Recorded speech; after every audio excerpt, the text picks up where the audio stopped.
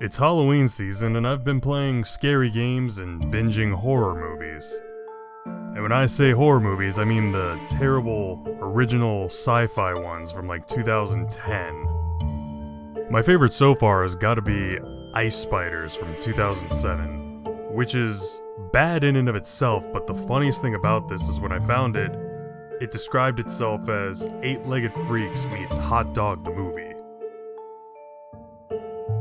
Which obviously you could understand the Eight-Legged Freaks. I don't even think you need to watch that movie to understand that.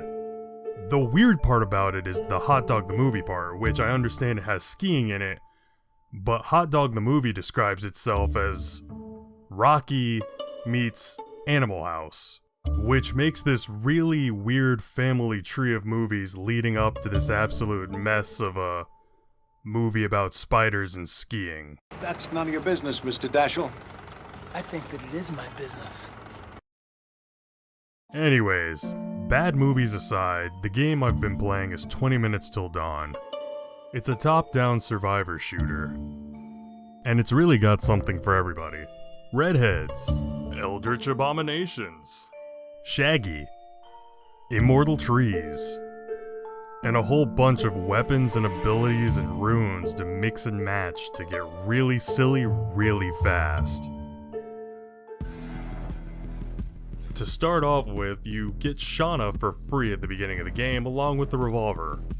While she doesn't seem like a lot, her ability to re-roll her upgrades every level is pretty busted. Didn't get damage? Re-roll it. Didn't get a summon? Re-roll it. Didn't get your reload or your fire rate up? Re-roll it. You can play her elemental, you can play her summon, you can play her bullets. It doesn't really matter because at the end of the day, when you get a bad roll, you just re-roll it to see if you can get something better. Remember that one goth in high school?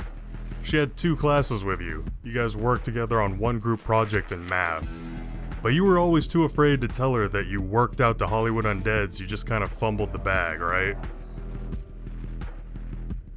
Anyways, here's Lilith. Every time she kills something, she'll make a little ghost. That ghost goes off and attacks a random enemy for 8 damage. She gains damage based off of summon damage, but the ghosts don't do any on-hit to my knowledge right now, which means you can't have them inflict fire or curse or any of the other debuffs you can get in the game.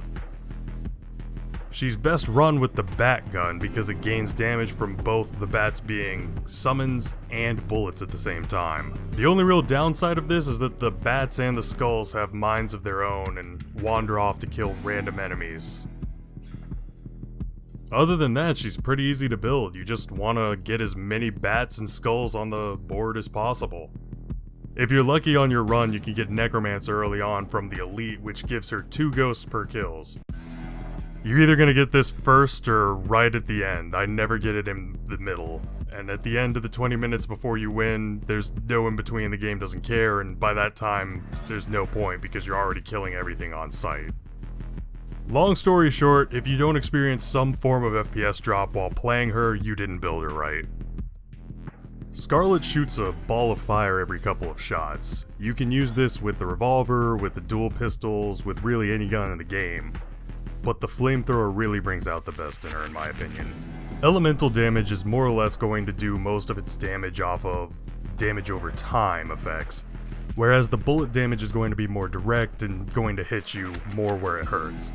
Early on, elemental damage does seem like the better option for crowd control, whereas bullet damage is more for direct, but eventually both can be used to do the same thing. I think both are pretty good regardless of what you pick, be it you're going pure, or you're mixing and matching. The game does a pretty good job of balancing what you pick through boss drops and the character abilities being a little bit randomized, except for this one. This has no downsides whatsoever. I will say though, that the percent health damage on the freezing ability is the only way I've ever killed a tree, which apparently after doing research has 90,000 health. The reason I like Diamond is because, I like Diamond because, Diamond has the most health out of everyone in the game. You would think that this makes her easy, It does, but what I love about her is that they designed her to be played the exact opposite of how she's built. See, she has 3 abilities that she can get from elites. One makes you shoot faster and reload faster every time you get hit, permanently by 10% each time. Another makes her do increased piercing and quarter knockback so long as she's below half health, which effectively brings her down to the same average health everyone else has. That means it gets rid of her main shtick you would want to play her for. Finally, every time she heals, she increases her bullet damage and size. I can't tell you how much I enjoy playing her just because she forces you out of the comfort zone that the games like these are designed around. Don't get hit, but if you do get hit, you'll get stronger.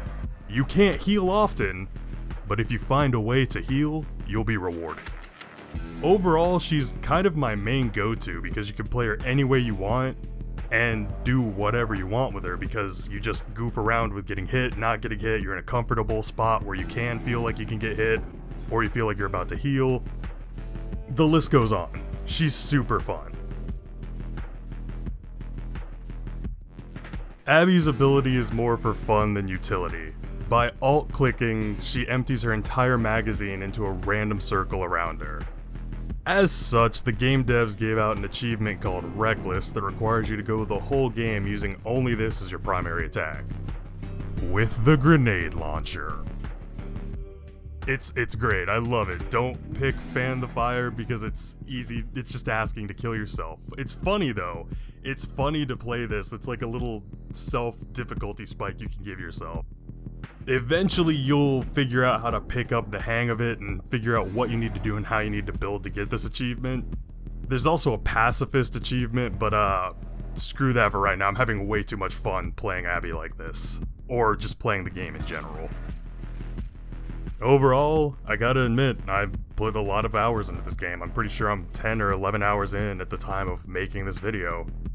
20 minutes is just right in terms of getting a few rounds in before I gotta go someplace or before I go to bed or after work. And even though it's early access, all the updates they've had are good and I have high hopes for it in the future. And I know I didn't go over all the girls of the game or all the nuances, but it's more fun to find out yourself, and let's be real here, you could probably explain why you love your favorite girl better than I could.